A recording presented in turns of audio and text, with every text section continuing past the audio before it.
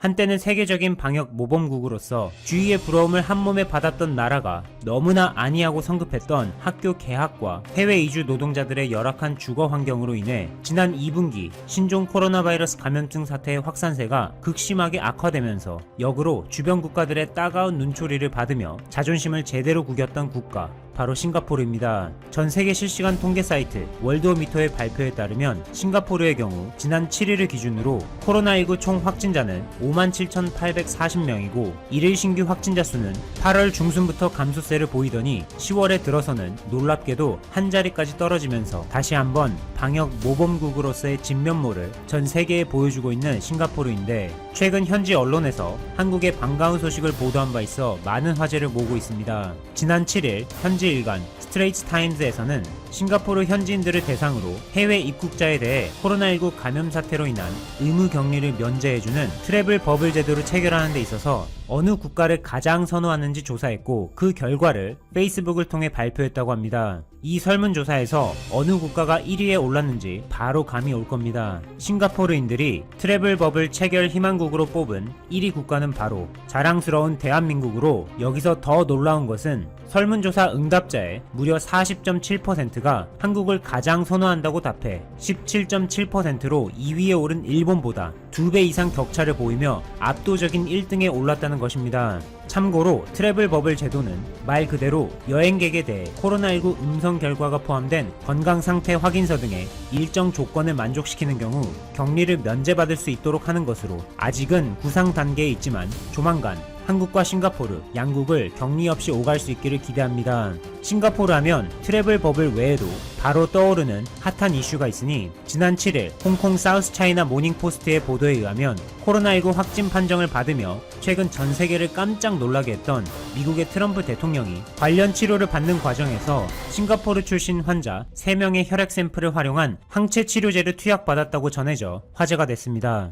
이번에 트럼프 대통령이 투약받은 항체 치료제의 경우 미국 제약회사 리제네론이 개발하고 있는 것으로, 지금까지 미국의 코로나19 환자 275명을 대상으로 임상시험을 진행했으며 그 결과 코로나19 증상의 완화와 함께 바이러스 개체수의 감소를 확인할 수 있었다고 합니다. 하지만 아직까지는 미국의 식품의약국 FDA로부터 해당 항체 치료제의 긴급 사용 승인을 받지 못한 상태이기 때문에 트럼프 대통령이 해당 치료제를 투약받은 것 자체도 논란이 되고 있는 미국의 현 실정입니다.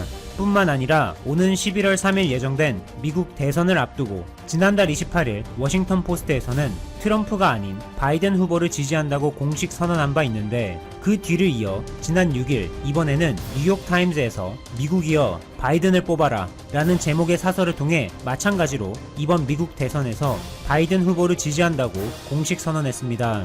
이러한 소식을 들은 트럼프 대통령은 마음이 아주 조급해졌는지, 특히 완치되기도 전에 입원한 지 사흘 만에 퇴원해 백악관으로 복귀하고는 트럼프 자신은 아직 건재하다는 것을 과시하기라도 하듯이 너무나도 당당하게 마스크를 벗고 경례하는 퍼포먼스를 선보여 논란입니다. 만약 한국에서라면 트럼프 대통령의 경우 70대라는 고령의 나이와 기저질환을 고려해볼 때 고위험군 확진자로 분류되기 때문에 아무리 열이 내리고 상태가 호전된다 할지라도 2주에서 3주 정도는 입원해서 적절한 치료를 받는 것이 통상적이라고 국내 전문가들은 말합니다. 그렇지 않아도 트럼프 대통령뿐만 아니라 영부인을 비롯해 주위의 사람들마저 줄줄이 코로나19 확진 판정을 받으면서 우려의 목소리가 높아지고 있는데, 미국 질병예방통제센터를 중심으로 미국도 한때는 방역 모범국으로서 특히 지난 2014년에 서아프리카에서 대유행했던 에볼라 바이러스 사태에 대응하는 차원에서 초기에 의료진을 현장에 급파해 전 세계에 광범위하게 퍼지는 것을 막으며 진가를 발휘했습니다. 그러나 현재는 미국 대통령을 포함해 수뇌부에서 감염자가 속출하고 있는 아주 심각한 상황에 놓여 있어 그동안 미국이 어렵게 쌓아온 방역 면에서 명성이 와르르 무너지고 있다고 해도 과언이 아닐 정도입니다. 이처럼 국가 정상부터 흔들리기 시작하며 위기 상황에 빠진 미국에서 제발로 한국 중소기업을 찾아와 그 기술력을 인정하고는 적극적으로 제휴를 요청하고 있어 세간에 많은 이목을 끌었는데, 이렇게 미국의 러브콜을 받고 있는 주인공은 엔지니어 출신인 정현종 대표가 지난 2016년에 설립한 한국 토종 중소기업 모비스타라는 헬스케어 분야 스타트업으로 번뜩이는 아이디어를 제품에 자연스럽게 녹였습니다.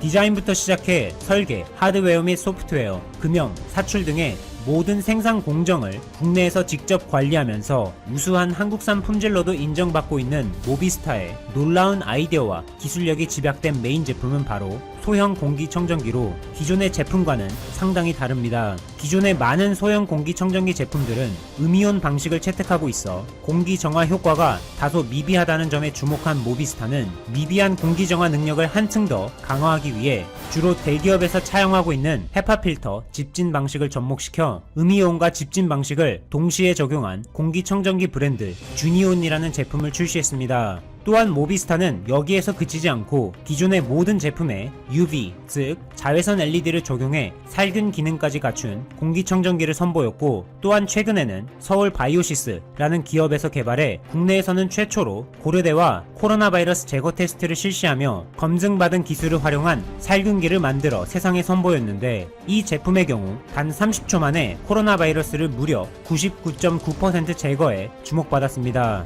이 외에도 KF94 마스크에 필터 부분이 구겨지지 않도록 유지한 채 살균할 수 있고, 스마트폰, 아기들의 젖병, 장난감 등 다양한 물건들의 살균이 가능한 캡슐 살균기 등 탄탄한 기술력을 선보이는 모비스타에 현대 모비스와 동국제약 등 국내 대기업들은 물론이고 미국, 싱가포르, 일본, 홍콩, 인도, 프랑스, 독일, 미얀마 등 여러 해외 국가들로부터 러브콜이 날아와 수출 협의를 하는 가운데, 특히 미국의 의료 기업들이 뜨거운 관심을 보이며 발빠르게 제휴를 요청해 놀라움을 더했습니다. 실제로 모비스타에서는 의료용 장비를 전문적으로 다루는 미국의 한 메디컬 기업으로부터 의뢰를 받아 현재 살균기 제품과 관련해 기술 개발의 한창이라고 전해지면서 세계 최강국이라 일컬어지는 미국에 한국에 대한 의존도가 점점 높아지고 있는 모습을 살펴볼 수 있습니다. 또한 헬스케어뿐만 아니라 다양한 분야에서 현재 미국은 한국에 손을 내밀며 절실하게 협력을 구하고 있는데, 대한민국이 기술력 면에서 세계적으로 인정받고 있는 반도체 분야에서 그 예를 찾을 수 있습니다.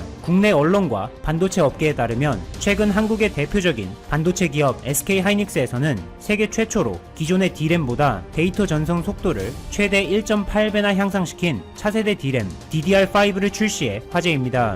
이것이 얼마나 대단한 것인지 비유해서 설명하자면 5GB의 풀 HD급 영화를 기준으로 단 1초 만에 무려 9편을 전달할 수 있는 속도입니다. 속도뿐만 아니라 동작 전압을 1.1V로 낮추면서 전력 소비 또한 20% 감축하는 등 전 세계적으로 각광받으며, SK하이닉스가 세계 최초로 개발한 차세대 D램은 미국의 세계 최대 다국적 종합 반도체 회사이자 파트너사인 인텔과 같은 글로벌 공룡 기업들이 해당 샘플을 받아서 자체적으로 여러가지 테스트를 진행했고, 최근 동작 검증, 호환성 검증 등을 마치며 이르면 내년 하반기에는 양산될 예정이라 전해졌습니다.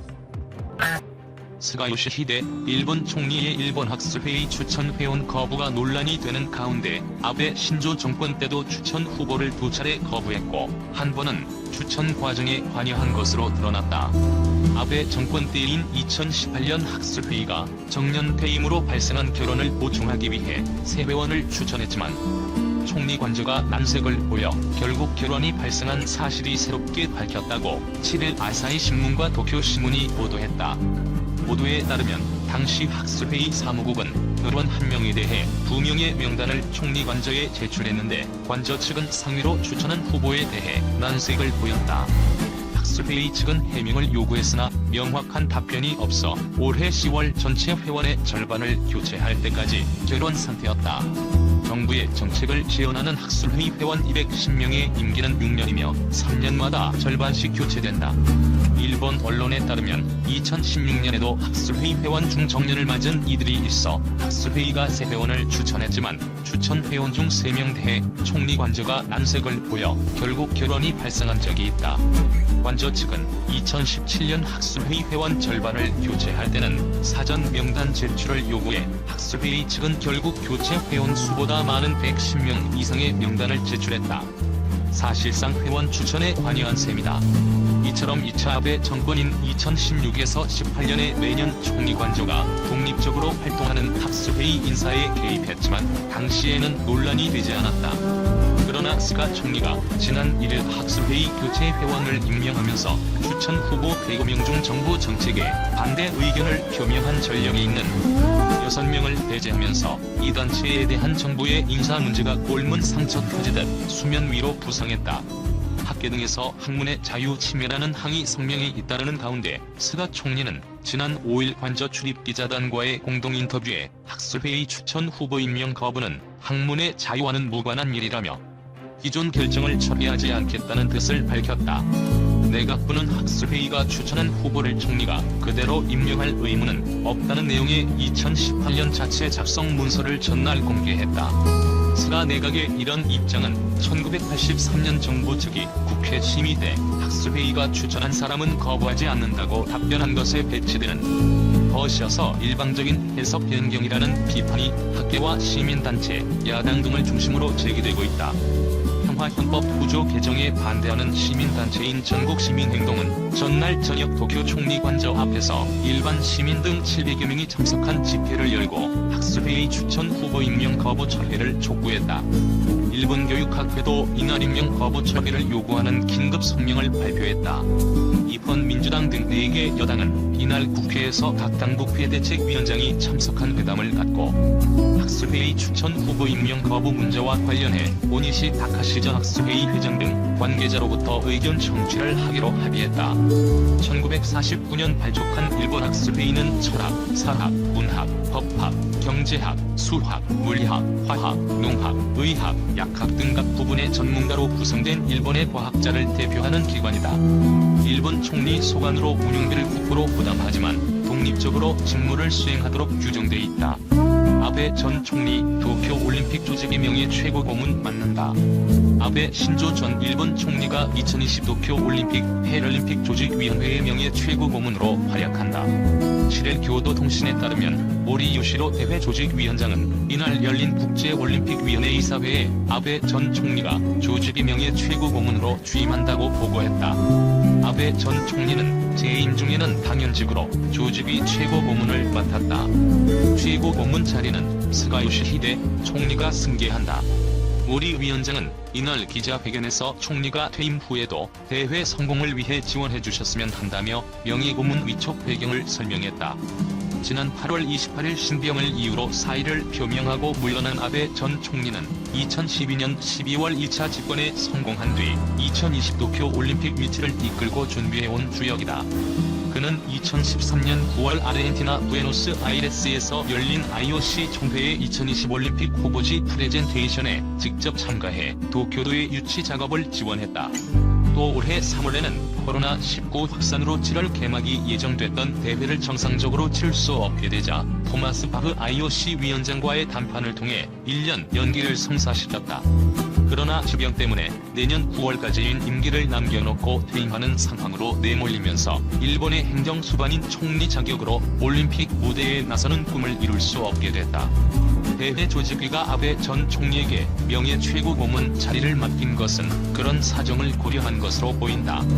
일 전문가 스가 철저한 현실주의자 이념에 얽매이지 않아. 오코노기 마사오 일본 게요대 명예교수가 스가 요시히데 총리는 철저한 현실주의자로 평가된다며 현실주의를 토대로 한일 관계를 회복해야 한다고 주장했다. 오코노기 교수는 8일 자마이니치 신문 기명 칼럼에서 스가 신임 총리에 대해 여러 인물평이 이야기된다며 공통으로 언급되는 것은 철저한 현실주의자라는 측면에서 정치, 외교적 이념에 얽매이지 않는다는 점이라고 밝혔다. 그는 유연한 대응이 가능한 현실 이익 추구형이라는 평가도 있다며 일단 관계에서 이런 것은 모두 바람직한 자질이라고 평가했다. 일본의 대표적인 한반도 전문가인 오코노기 교수는 한일 관계 발전에 기여한 공로 등으로 올해 1월 말 문재인 대통령이 주는 수규훈장 흥인장을 받았다. 오코노기 교수는 박근혜 대통령 탄핵 후 탄생한 진보 정권은 문자 그대로 반일은 아니라도 일본을 거의 경험한 적이 없는 인물들이 떠맡았다며 무엇보다 역사적으로 배양된 피해자 의식을 계승하는 이념 집단이라고 평가했다. 그는 스가 총리의 전임자인 아베 신조 전 총리는 보수적인 국가관과 역사관을 가진 지도자로 문재인 정권의 진보 내셔널리즘과 정면으로 대치했다며 일제 강제동원 배상 소송 등을 둘러싼 한일 갈등의 배경을 분석했다. 오코노기 교수는 징용공 문제의 해결이 끝났다는 것에서 그치지 않고 그것을 역사 문제가 아니라 국제법 문제로 정의하고 나아가 한국에 대한 수출 관리 엄격화 조치로 연결시켰다며 그것은 아베 전 총리만이 할 수 있는 정치적 반격이었다고 평가했다. 스가 총리도 아베 정권의 외교 정책을 계승하며 한국 대법원의 강제동원 배상 판결은 국제법 위반이라고 수차례 표명한 바 있다. 오코노기 교수는 이단 관계는 리얼리즘을 토대로 회복, 발전시킬 수밖에 없다면서 한국 정부가 선제적으로 양보해 교착 상태를